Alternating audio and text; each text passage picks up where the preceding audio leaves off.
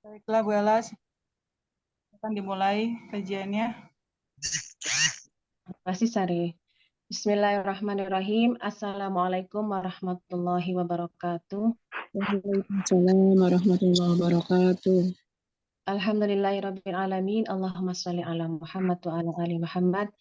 Puji syukur kehadirat Allah atas segala karunia yang diberikan. Alhamdulillah hari ini kita masih diberikan kesempatan oleh Allah untuk bisa terus hadir di kajian Zoom ini ya, dalam rangka kita ingin terus mau memperbaiki diri dengan ayat-ayat Allah.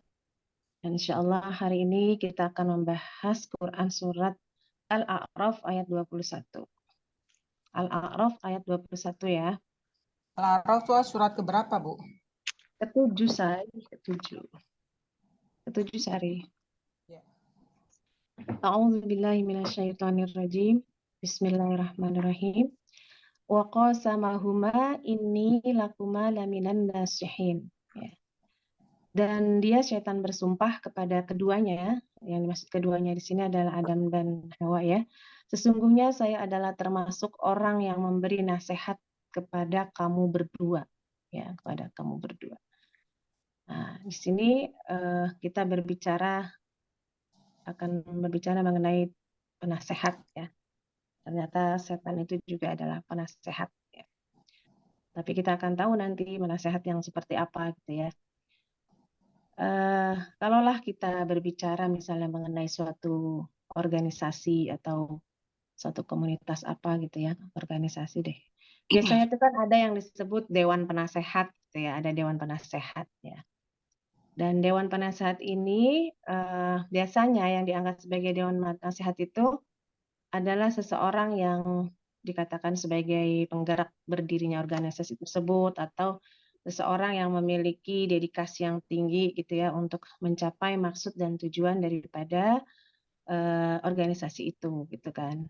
Nah, terus bagaimana jadinya kalau yang dijadikan nasihat itu adalah seseorang yang tidak paham akan tujuan dan maksud daripada berdirinya organisasi tersebut gitu kan. Atau bagaimana juga kalau ternyata si penasehat itu mempunyai tujuan yang berbeda gitu. Bahkan ingin membuat organisasi itu jadi nggak baik gitulah. Atau ingin membuat organisasi itu menjadi bubar gitu kan.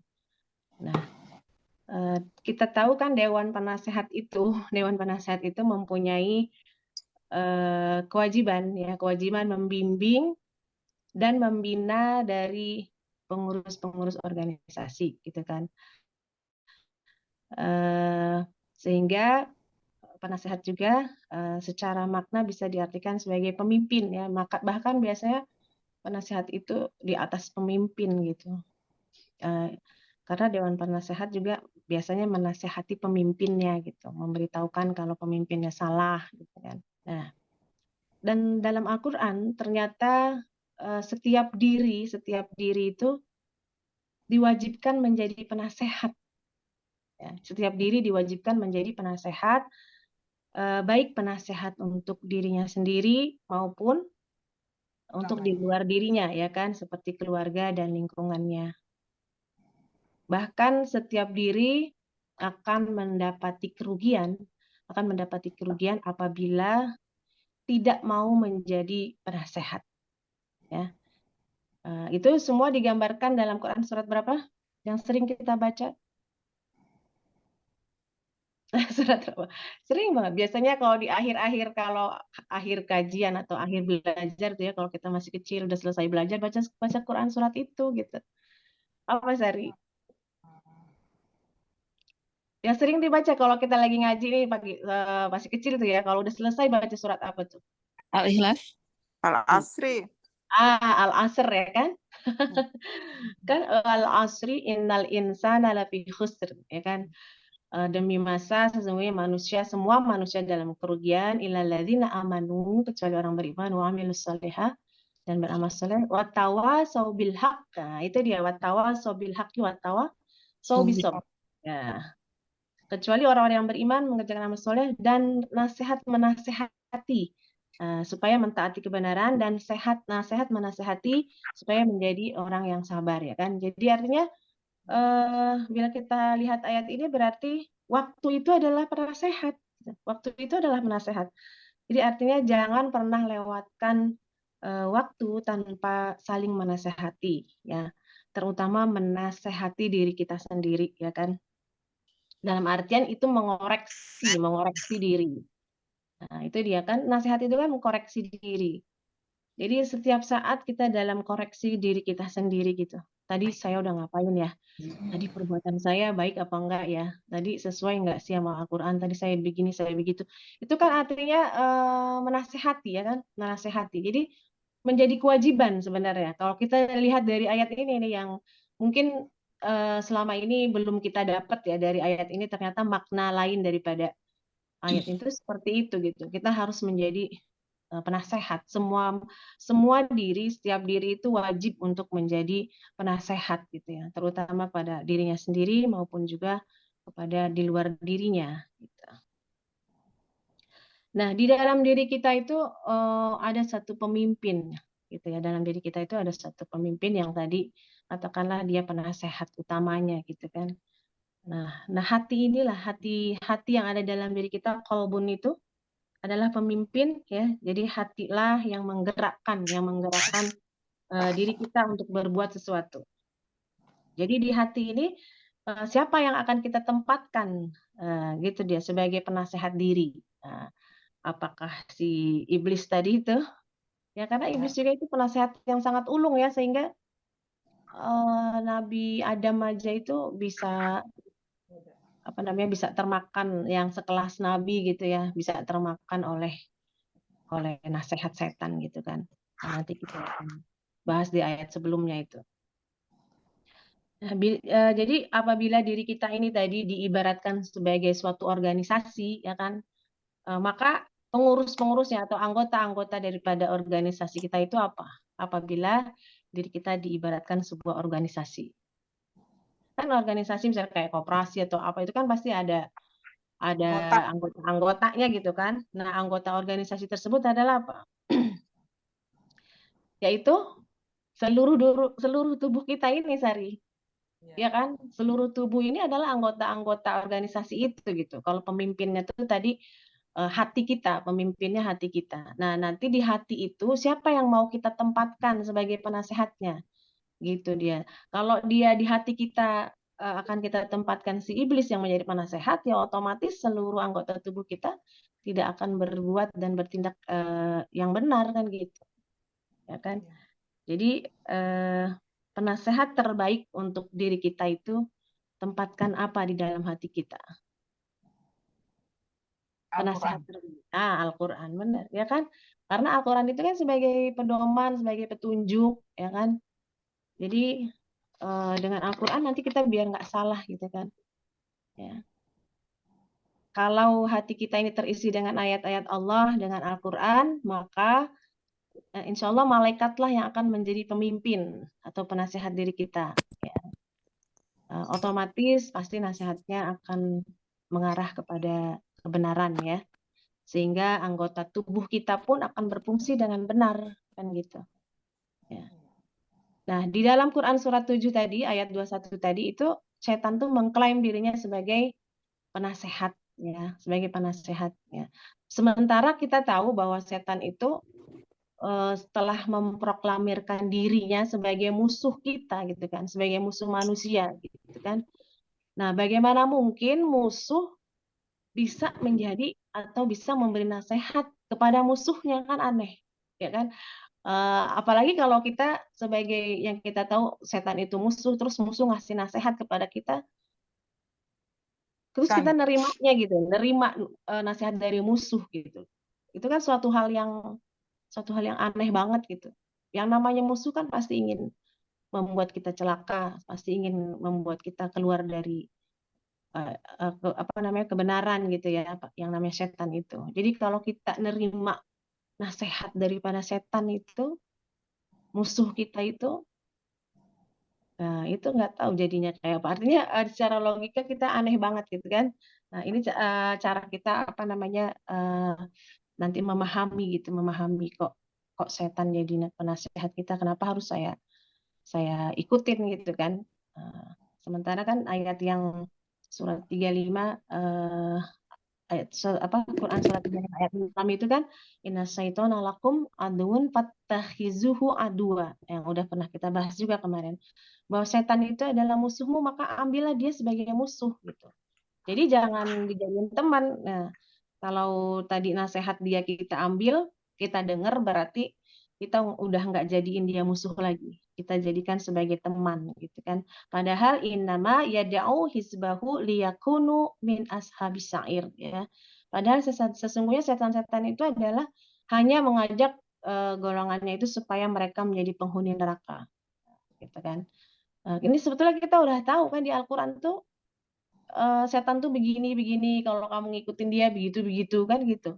Jadi sebetulnya semua rahasia kehidupan, rahasia apapun tuh di Quran kan udah ada gitu ya. Bagaimana cara kita melawan setan, setan itu seperti apa ya kan. Jebakan-jebakannya seperti apa gitu. Itu di Al-Quran udah dikasih tahu semua sama Allah gitu. Jadi kitanya yang harus pandai-pandai gitu ya, memahami juga ayat-ayat Allah agar kita tidak salah dalam menerima apakah ini nasihat dari setan atau bukan. Walaupun kadang mungkin yang ngasih nasihat orang tua kita, teman kita, sahabat baik kita kan gitu kan. Tapi kalau nasihatnya itu yang kira-kira akan membawa kita jauh sama Allah, ya itulah dia itu sebetulnya bukan teman kita gitu. Jadi itulah si penasihat setan tadi gitu ya. Karena tidak akan mungkin ya, karena gini, permusuhan itu ya, setan itu kan musuhan sama manusia itu terjadi karena sudah tidak adanya biasanya ya sudah tidak ada kecocokan atau berbeda visi dan misinya masing-masing gitu kan. Nah, kalau manusia itu visi dan misinya adalah kan mengesahkan Allah dan bertujuan selalu kepadanya. Sementara visi dan misi setan itu justru mengeluarkan manusia dari jalan Allah. Jadi sangat bertolak belakang antara misi kita dengan misi setan gitu. Jadi nggak mungkin bisa jalan bareng gitu. Nggak sefrekuensi lah kalau bahasa sekarang. Kita kalau punya teman juga kan gitu kan, kalau udah nggak satu frekuensi tuh kayaknya udah nggak enak gitu. Ya kan? Udah nggak enak. Pola pikirnya beda, ya kan, cara memandang suatu beda, jadi udah nggak enak aja gitu dan nggak nyaman ya kan, nggak nyaman gitu, nggak nyaman. Jadi kita jangan pernah jadikan setan sebagai mitra kita ya, jangan pernah jadikan sebagai mitra, apalagi menjadikannya sebagai penasehat gitu. Apalagi menjadikannya sebagai penasehat ya, seindah apapun nasihat setan itu nggak akan pernah dia rela manusia berada di jalan Allah tuh. Kan pernah tuh ada satu cerita yang pernah saya ceritakan, yang seorang buta itu dia bertanya sama Rasulullah, ya Rasulullah, saya ini buta, apakah saya masih punya kewajiban untuk datang ke masjid gitu ya apabila mendengar azan gitu. Rasulullah bilang, kan kamu masih dengar suara azan nggak? Masih ya Rasulullah. Oh kalau gitu kamu harus tetap ke masjid gitu, harus tetap ke masjid.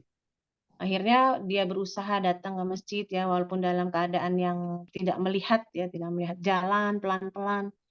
Kemudian dia sampai jatuh. Pada hari pertama dia datang ke masjid itu sampai jatuh gitu.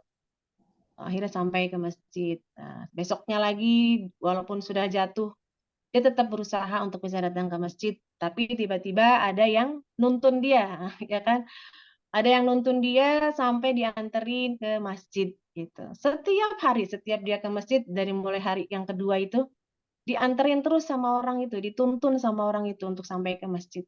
Tapi anehnya yang nuntun itu, yang nganterin nggak sholat dia. Nah, sampai orang yang buta ini akhirnya bertanya, kamu itu siapa? Kok kamu nganterin saya ke masjid, tapi kamu sendiri nggak sholat gitu. Nah, akhirnya orang itu, oh saya ini setan, katanya gitu. Ternyata dia setan, Sari, yang menyamar ini manusia. Saya itu kenapa nuntun kamu? Karena pada waktu hari pertama kamu datang ke masjid, kamu jatuh, terus Allah menghapus setengah dosa-dosamu, katanya gitu. Nah, saya nggak mau dong dosa kamu habis, kata setan. Kalau kamu jatuh sekali lagi, dosa kamu habis, katanya gitu. Makanya saya berusaha agar kamu nggak jatuh, gitu. Jadi setan itu gitu, berusaha agar kamu nggak jatuh, agar dosa-dosamu tidak terhapus semua. Ya jadi baik, tapi tujuannya Jahat. nauzubillah gitu ya. Tujuannya nauzubillah nganterin kita kemana-kemana kan gitu tuh ya namanya teman sahabat. Tapi ada balik di apa ada udang di balik rempeyek gitu kan. Bukan di balik batu, ada udang di balik rempeyek gitu. Jadi itulah setan tuh kayak gitu. Jadi sebaik-baik setan itu sejahat-jahatnya manusia. Ada istilah kayak gitu. Jadi setan itu paling baiknya setan itu paling jahatnya manusia. Ya Allah. Paling jahat manusia siapa di dunia ini? Ya ada Firaun ya, ada ya manusia-manusia durhaka lah. Itu yang paling baiknya tuh setan tuh segitu gitu. Ya, jadi setan tuh benar-benar nggak mau kita berada di jalannya Allah. Dia mengajak semua agar nanti nemenin dia gitu di neraka gitu. Walaupun dia sebetulnya hanya ngajak aja kan, ngajak aja nggak ada kemampuan dia untuk kita agar ngikut ke dia gitu. Nggak ada tuh setan. Jadi yang membuat kita ikut sama dia itu sebetulnya adalah diri kita sendiri. Kenapa kita mau diajak gitu? Jadi kelemahan diri kita itu. Makanya agar kita kuat dari gangguan setan itu, ya kita harus kuat Qur'annya gitu, kuat Qur'annya. Karena memang senjatanya adalah Al-Qur'an lah gitu ya. Nah, tadi penasehat itu kita kaitkan juga dengan ayat sebelumnya itu di surat ayat 20-nya ya, ayat 20-nya itu juga tentang bisikan-bisikan setan ya, bisikan setan. Jadi kita lihat di Quran surat 7 ayat 20-nya, fawaswasa lahuma syaitanu liyubdiya lahuma mawuri anhuma min sawatihima wa qala manahakuma rabbukuma an hadhihi sajarati illa an takuna malakaini aw takuna minal khalidin. Ya, ini salah satu contoh ya yang tadi saya bilang bahwa Nabi Adam pun sekelas nabi bisa bisa terpengaruh oleh nasihat setan ya, oleh bisikan-bisikan setan. Ya, ini artinya maka setan membisikkan pikiran jahat ya. Maka setan pawaswasa itu membisikkan pikiran jahat kepada keduanya untuk menampakkan kepada keduanya apa yang tertutup dari mereka yaitu auratnya, dan setan berkata, Tuhan kamu tidak melarangmu dan mendekati pohon ini, melainkan supaya kamu berdua tidak menjadi malaikat atau tidak menjadi orang-orang yang kekal di dalam surga gitu. Jadi setan itu ngarang cerita, bisikin kepada Adam bahwa kan Adam sama Hawa dilarang tuh mendekati pohon khuldi gitu ya, nggak boleh memakan buahnya. Tapi sama setan dibilang sebetulnya kalau kamu nggak makan nanti tuh kamu nggak akan abadi di surga ini gitu, nggak akan abadi di surga ini. Makanya kalau kamu makan, kamu tuh akan tetap berada di sini selamanya, digituin. Jadi malah kebalikannya gitu kan. Setan tuh selalu pokoknya yang selalu berlawanan dengan apa yang Allah perintahkan, udah itu pokoknya bisikan setan gitu. Itulah nasihat setan gitu ya. Nah, dengan itulah akhirnya Nabi Adam akhirnya memakannya. Nah, dari ayat ini pun kita bisa mengambil satu hikmah bahwa begitulah sifat manusia ya, yang kadang padahal udah segala macam ada, mau apa kenikmatan-kenikmatan ada. Tapi ketika sedikit aja ada bisikan-bisikan, ya, kamu tuh nggak bakalan tetap di sini kalau nggak gini, gitu kan. Padahal itu sesuatu yang dilarang. Ya karena mungkin apa di situ kita lihat bahwa ada sifat keserakahan manusia gitu ya. Udah ada di surga, pingin ya surga yang lain-lain lagi, pingin suatu kehidupan yang lebih enak lagi yang dan dia tidak mau keluar dari situ gitu. Ya manusia itu kan gitu. Kalau udah ada di tempat yang enak, ya apalagi di tempat pekerjaan gitu kan, tempat yang basah, yang enak. Kadang-kadang nggak mau itu kalau disuruh pindah atau jangan sampai dia harus tetap mempertahankan posisinya di tempat itu gitu. Nggak mau diganti jabatannya oleh orang yang lain gitu kan. Akhirnya cara apapun ditempuh untuk mempertahankan posisi dirinya itu, ya jabatan dirinya itu. Ya, jadi itu bisikan-bisikan setan gitu ya. Jadi yang namanya berbisik itu eh, seseorang menyampaikan sesuatu kepada orang lain dengan, biasanya kalau bisik-bisik kan suaranya pelan-pelan ya, Sari ya. Ya. Kalau kita berbisik tuh hanya didengar oleh yang disampaikan gitu, didengar oleh orang yang menyampaikannya saja gitu. Disampaikannya saja oleh orang yang disampaikannya saja, misalnya bisik-bisik gitu, bisik setan ya. Jadi berbisik itu lebih kepada person to person kan, namanya juga bisik-bisik gitu kan. Nah, begitu juga dengan bisikan setan. Jadi setan itu membisikkan sesuatu kepada manusia itu secara person to person. Kenapa? Karena manusia itu berbeda permasalahannya, berbeda permasalahan yang dihadapi, sehingga bisikan setan pun juga nasihatnya pun berbeda, ya kan? Nasihatnya pun berbeda bagi setiap manusia. Misalnya si A ini masalahnya ini, lalu setan tuh bisikin ya tentang yang sedang dia hadapi masalah itu gitu, dikeluarkan dari jalan yang benar dari masalah itu gitu. Jadi seperti namanya bisik, dibisikin ya, person to person jadi gitu. Seperti tadi ya, jadi setan itu penasehat ulung, bisikan setan itu. Nah, sebagaimana dalam kehidupan kita ini juga karena ada tadi bisikan setan, ada bisikan yang baik, ada yang buruk gitu ya. Setan itu pasti bisikan yang buruk ya. Jadi dalam kehidupan dunia ini juga ada dua hal gitu. Ada bisikan yang masuk ke hati manusia pun ada dua, ada bisikan yang baik dan ada bisikan yang buruk, itu maksudnya tadi. Tapi sebetulnya kita jangan khawatir gitu loh. Sesungguhnya itu Allah itu sudah mengilhamkan ya, sudah memberi kemampuan kepada manusia untuk membedakan mana bisikan yang baik, mana bisikan yang buruk ya.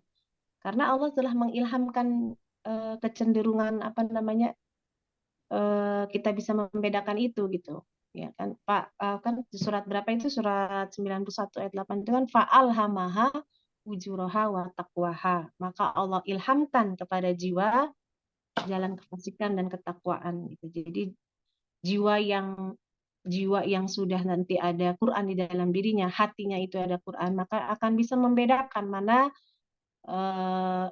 ilham yang baik, mana yang buruk gitu ya. Jadi hakikatnya manusia itu sebetulnya sudah tahu, karena di dalam diri manusia itu ada yang namanya ruh Allah, ada yang Allah beri namanya afidah ya, akal ya, akal itu. Nah, jadi akal itulah, hati inilah yang akan memproses ya, mempertimbangkan, yang akan mengontrol apa yang kita dengar dan apa yang kita lihat gitu ya. Jadi ketika hati kita bersih dari bisikan setan, maka hasil dari yang didengar dan dilihat akan melahirkan bicara dan tindakan yang benar. Tapi bila hati kita dipenuhi oleh bisikan setan, maka akan salah bicara dan tindakan kita. Ya, jadi sangat penting kita menjaga yang namanya hati, ya, menjaga yang namanya kolbun tadi, ya. Karena sebagaimana hadis Rasulullah mengatakan, sesungguhnya di dalam tubuh manusia ada segumpal daging.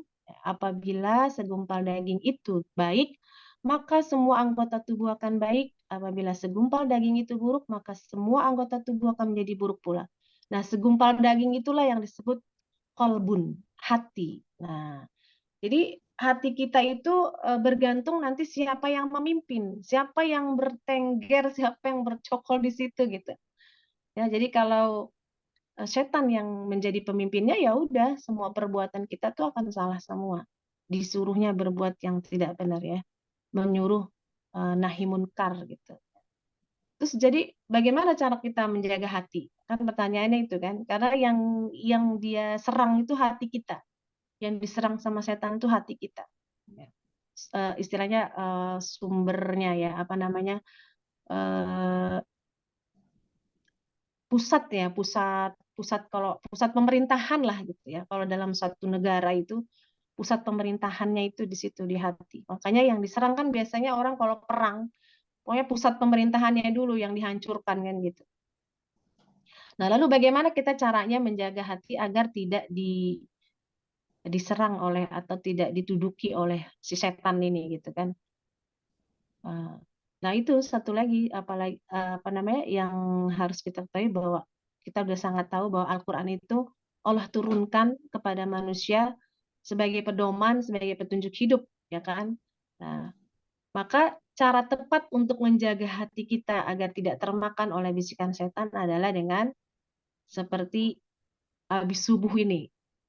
Seperti habis subuh kayak gini, maksudnya kita mengkaji Quran gitu ya, mengkaji Quran. Hanya satu-satunya jalan ya untuk kita bisa melawan setan itu adalah dengan mempelajari Al-Quran. Jadi di dalam Al-Quran Allah sangat jelas sekali tentang semua segi kehidupan, dan juga Allah jelaskan tentang siapa itu setan, bagaimana perilakunya, bagaimana cara setan mengganggu manusia, dan juga bagaimana cara mengalahkannya. Sebetulnya kita udah dikasih tahu gitu ya. Semua dijelaskan sehingga manusia yang mempelajari Quran akan tahu betul bagaimana cara hidup yang benar dan bagaimana cara menjauhi diri dari bisikan setan tadi gitu ya. Surat 8 ayat 29.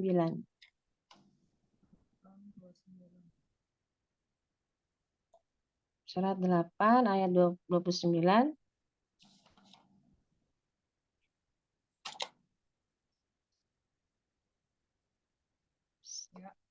Ya, hai orang-orang yang beriman, jika kamu bertakwa kepada Allah, kami akan memberikan kepadamu furqan. Nah, itu ya. Jika kamu bertakwa kepada Allah, kami akan memberikan kepadamu furqan, dan kami akan jauhkan dirimu dari kesalahan-kesalahanmu dan mengampuni dosa-dosamu, dan Allah mempunyai karunia yang besar. Ya.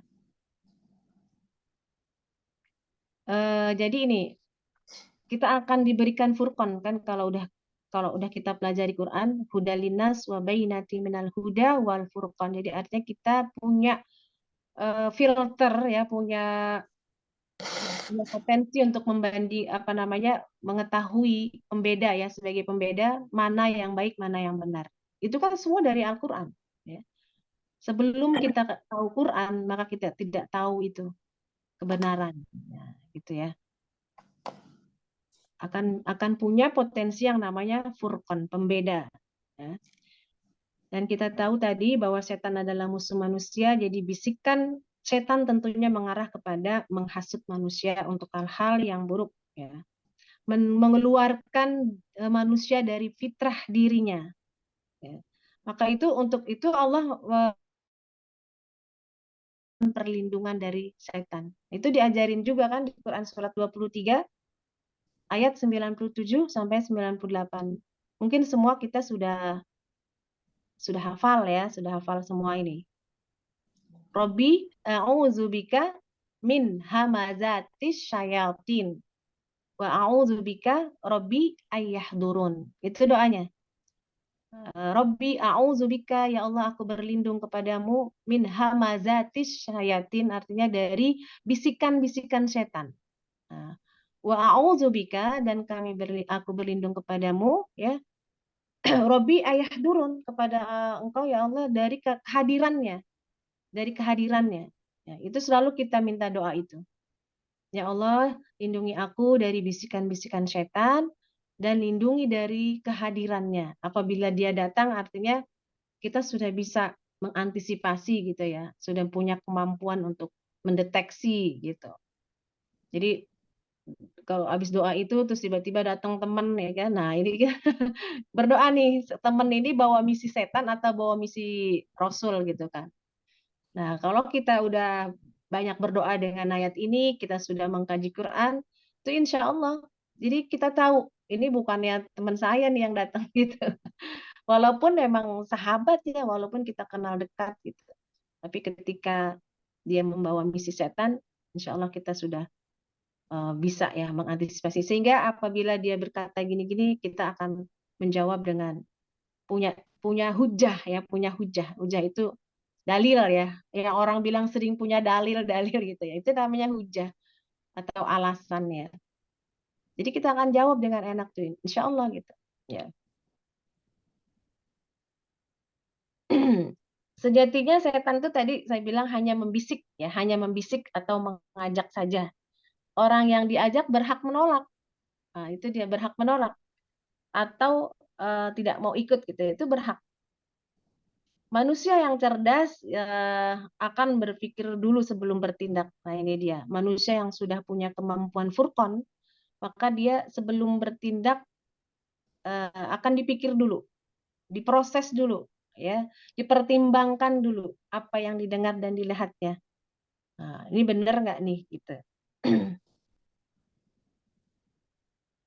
Ya, karena pikiran itu bekerja didampingi oleh akal.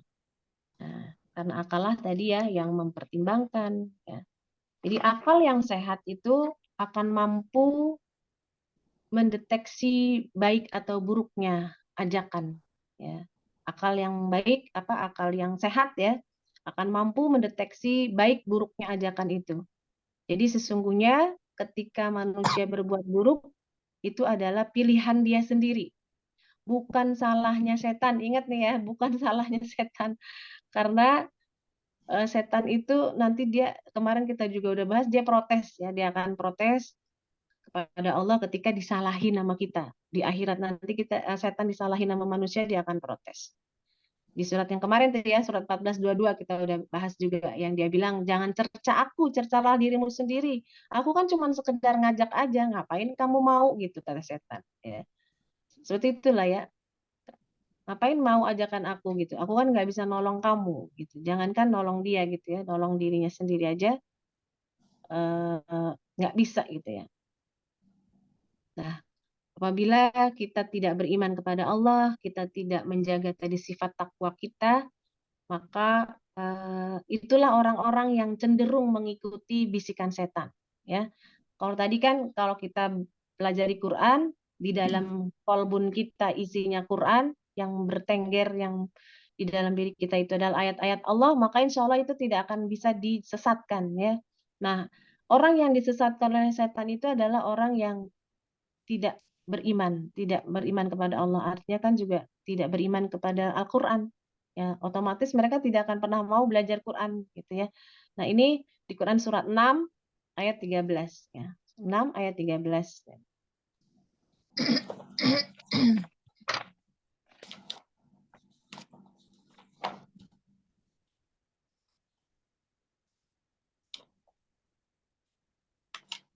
Nah, itu kan. Dan agar hati kecil orang-orang yang tidak beriman kepada kehidupan akhirat ya, cenderung kepada bisikan. Nah, itu cenderung kepada bisikan itu. Mereka merasa senang kepadanya dan supaya mereka mengerjakan apa yang setan kerjakan. Nah, itu ya. Jadi orang-orang yang tidak ada iman, yang tidak ada Al-Qur'an dalam dirinya, senang malah kalau diajak sama setan tuh. Dibisikin setan tuh buat dia itu suatu, wah ini nih yang benar gitu ya. Menjadi suatu kesenangan. Jadi memandang indah perbuatan buruk yang kemarin tuh ya. Sehingga mereka sangat menyenangi pekerjaan yang disuruh oleh setan tadi. Mereka sangat suka. Surat tadi Bu? Surat berapa? Surat 6 ayat 13. Al-An'am. Al-An'am ayat 13 ya. 11. Dan miliknya lah segala apa yang ada pada malam dan hari. 113. Salah. 113. Coba saya dibuka 113. Benar. Dan agar hati kecil orang-orang yang tidak beriman kepada akhirat tertarik kepada bisikan itu dan menyenangi, dan agar mereka melakukan apa yang biasa mereka lakukan. Nah, itu ya. Jadi senang ya, justru senang kalau orang-orang yang di hatinya itu tidak ada iman dan tidak dipelihara takwanya, tidak ada Quran, itu senang diajak pada hal-hal kemaksiatan. Jadi kita jangan heran juga itu kadang, kok dia mau sih ya disuruh kayak gitu kan? Kita suka gitu kan? Kok aneh ya? Kok mau sih berbuat kayak gitu? Padahal kan itu nggak baik, padahal kan itu nggak benar gitu. Ya ini dia, karena sudah di kolbunnya yang bertengger itu ya si setan itu. Jadi apa yang diperintahkan oleh dia ya udah nurut aja gitu. Nah, sementara kita harusnya Quran lah ya gitu ya, potensi Rasul lah yang harus ada di dalam diri kita. Nah, jadi salah satu cara untuk kita agar jangan terjebak dari setan ini juga ada beberapa ayat ya. Tadi termasuk doa itu, kita terus berdoa, mungkin jangan hanya Bisa dijadikan wirid juga, bisa itu doa yang tadi itu kan. Jadi setiap saat, pokoknya setiap saat, ya Robi a'udzubika min hamazatis syayatin wa a'udzubika Robi ayahdurun gitu. Mau sholat juga baca itu kan, kita biasanya kalau mau sholat baca itu. Jadi dijadikan terus doa, terus menerus gitu ya. Yang kedua, jangan ikuti kebanyakan orang ya. Surat 116 itu juga ya. Jangan ikuti kebanyakan orang. Itu pun kita akan tersesat ya. Karena orang-orang yang beriman itu sedikit. Qalilan ma yu'minun ya, qalilan ma tashkurun. Orang-orang yang bersyukur itu sedikit ya. Suratnya berapa, Bu? Surat 6 116.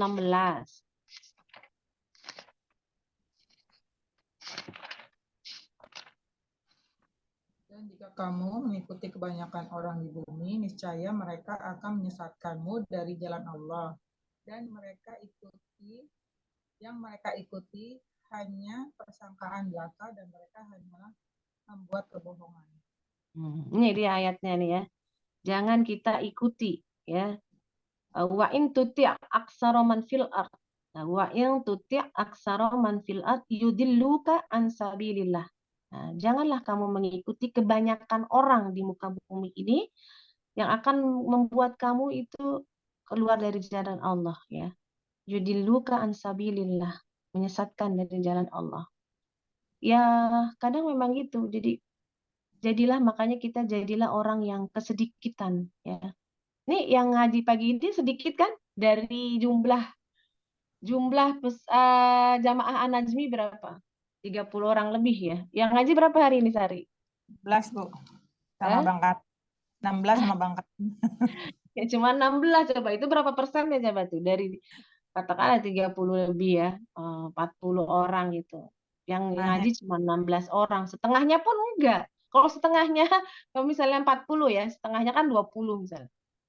Jadi kurang dari 50% ya, kurang dari 50%. Karena memang yang sedikit sekali ya memang orang-orang yang bersyukur gitu ya. Nah, salah satu kita mau belajar ini kan bentuk syukur kita. Ya, kita mau belajar Quran, mau mempelajari Quran ini adalah bentuk syukur kita. Ya, karena kita udah dikasih kesehatan, udah dikasih lapang waktu gitu kan. Kemudian syukuri dengan ya ketika ada program ini sebisa mungkin kita ikut, sebisa mungkin kita ikut. Ya. Ya walaupun memang tadi ya nggak berhak apa namanya kita membuat orang mau ikut, tapi itu kan pilihan ya. Makanya pilihan kita sendiri apakah mau atau enggak gitu.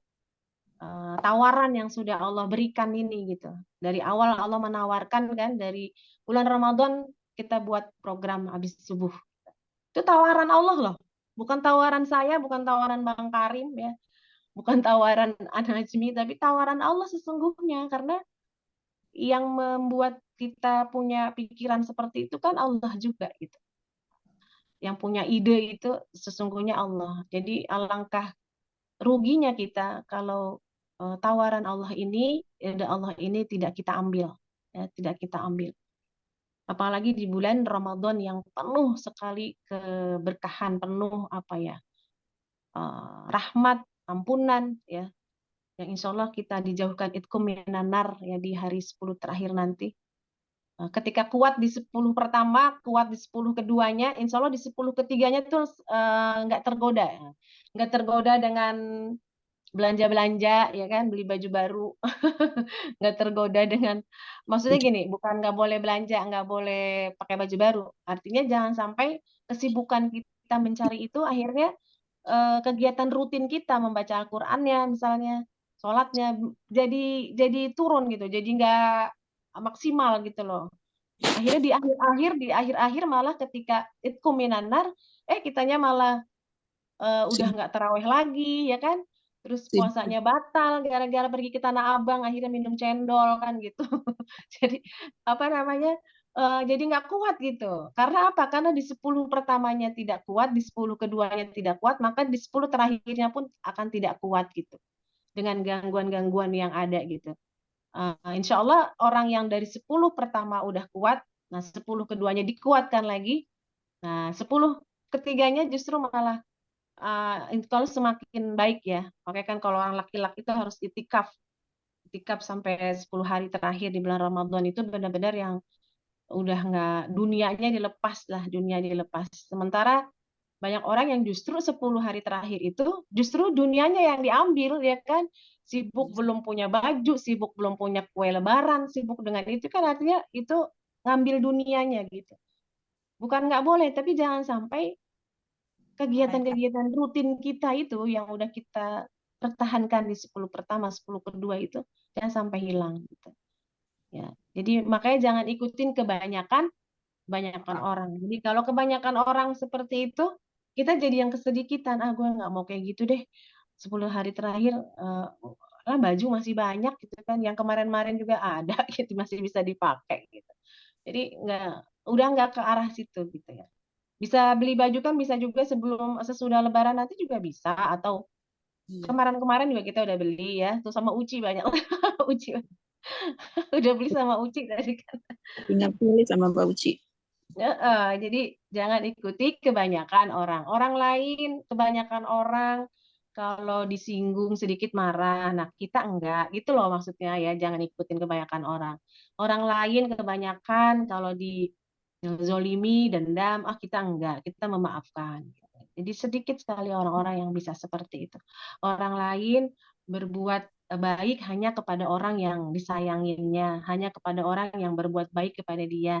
Coba kita belajar menjadi sedikitan orang, bisa nggak kita berbuat kepada orang yang kita benci misalnya, bisa nggak kita berbuat kepada orang yang nggak pernah berbuat baik sama kita, ya kan? Karena kalau kita berbuat baik sama orang yang banyak berbuat baik sama kita itu sudah hal yang biasa ya, yang lumrah gitu. Udah pasti itu orang yang baik sama kita, pasti kita akan baik lagi kepada dia. Tapi bisakah kita berbuat baik kepada orang yang nyebelin, kepada orang yang selalu bikin rusuh pada kita ya, selalu bikin kita. Nah, itu kita harus belajar, karena kalau ingin jadi orang yang sedikit. Nah, insya Allah sih dengan berproses dengan Quran ini ya, insya Allah kita akan menjadi orang-orang yang lapang hati, menjadi orang-orang yang bersih hatinya gitu. Sebagaimana Rasulullah yang tidak pernah marah kalau dirinya dia pribadi gitu dicaci, dimaki, Rasulullah nggak pernah marah, bahkan berbalik berbuat baik gitu ya. Insya Allah. Aduh, kalau kita lihat Rasulullah seperti itu, bisakah ya kita mencontoh Rasulullah? Ya, sedikit-sedikit ya, insya Allah. Kemudian apa tadi itu? Yang ketiganya, tadi kan biar jangan sampai kita bisa terikut-ikut bisikan setan tadi ya. Tetap berdoa, kemudian jangan ikutin kebanyakan orang. Nah, yang ketiga ini juga salah satu media setan ya untuk bisa mengganggu manusia itu dari jangan ikuti nenek moyang ya. Jadi dari orang tua ya.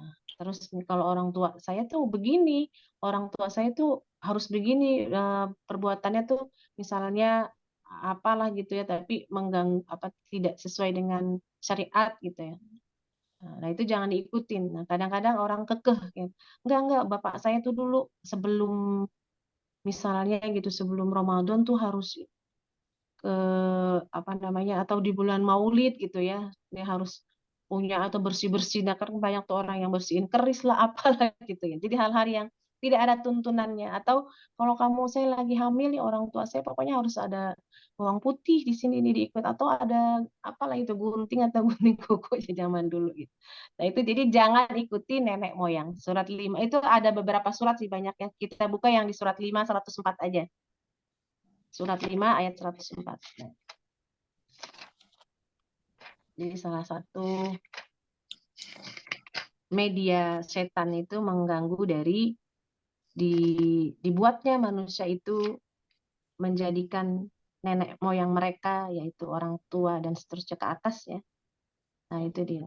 Allah sini sama Allah bilang ya ayyuhalladzina amanu alaikum anfusakum la yadurrukum man dhalla idza tadaitum ilallahi marji'ukum jami'an fayunabbi'ukum bima kuntum ta'malun.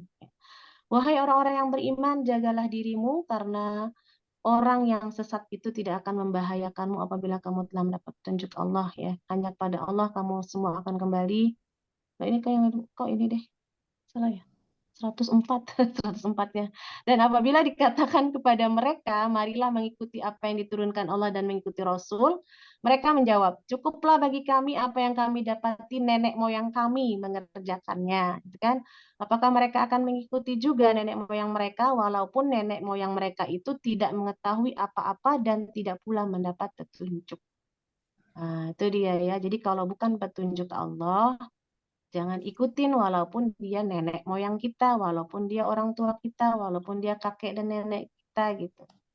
Jadi kalau bukan petunjuk Allah yang mereka berikan nasihat itu kepada kita, maka kita jangan diikuti. Makanya di 105-nya itu jagalah dirimu karena orang yang sesat tidak akan membahayakanmu apabila telah mendapat petunjuk. Nah, itu dia.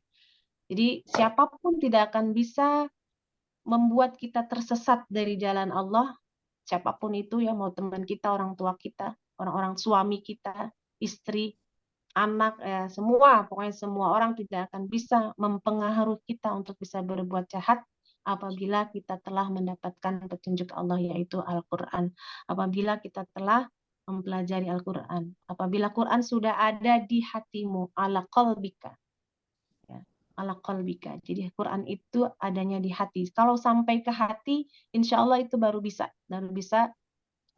kita tidak ngikutin yang bisikan-bisikan tadi. Tapi kalau Quran ya baru sampai di telinga saja, baru dengar aja, itu masih bisa, ya masih bisa dihasut oleh setan, ya. Makanya jangan heran juga kalau misalkan ada orang yang sudah sering ngaji, tapi masih begitu aja perilakunya gitu ya. Kok masih disuruh memberi, masih diributin ya kan. Nah ini masalah ngasih makan, masih diributin. Jangan pernah ngeributin ya masalah kita dikasih makan, mau memberi makan orang gitu ya. Nah ini kelompok-kelompok kita nih yang suka satu kelompok ya kan, bagian masak hari ini. Jangan pernah ribut masalah ngasih makan orang ngaji. Ya kalau bisa kita ambil tuh semuanya. Udah gue aja, yang lain gak usah bayar. Ya, itu baru benar. Tapi kalau dihitung-hitung, segala macamnya dihitung-hitungin, itu itu tuh setan tuh ya yang kayak gitu ya. Jangan lu semua, nggak bagus tuh, gimana yang itu dong, capek lo ntar sendiri capek. Itu setan. Ambillah capek buat Allah, nggak apa-apa capek. Capek itu sebentar kok, kalau capek itu, lelah itu akan hilang. Tapi nilai di sisi Allah itu tidak akan pernah hilang. Gitu. Kalau capek sebentar, kita masak buat orang banyak terus capek, itu capeknya pasti akan hilang. Tapi nilai dari capeknya itu nggak akan pernah hilang di sisi Allah. Itu yang harus kita tanamkan gitu ya, harus kita tanamkan di hati kita. Itu ya. Insya Allah ya, alhamdulillah itu aja yang kita bisa bahas hari ini. Jadi jangan pernah kita tersesat oleh bisikan dan nasihat setan tadi ya. Kita harus jeli memandang mana yang bisikan setan, mana yang bisikan dari Rasulullah gitu lah. Itu aja ilmu-ilmu sekalian, sudah jam 6:10 ya, udah lewat ya. Enak banget bahas Quran yang memang nggak berasa ya. Ya insya Allah hari ini kita dibimbing Allah mendapatkan petunjuknya. Semoga Al-Quran sampai di hati kita hingga kita tidak lagi terbujuk oleh rayu bisikan setan. Ya, kita tutup sama-sama dengan membaca qalu subhanakallahumma wa bihamdika asyhadu an la ilaha illa anta astaghfiruka wa atubu ilaik. Mohon maaf bila ada kesalahan, yang benar dari Allah, yang salah dari saya. Assalamualaikum warahmatullahi wabarakatuh. Waalaikumsalam warahmatullahi wabarakatuh.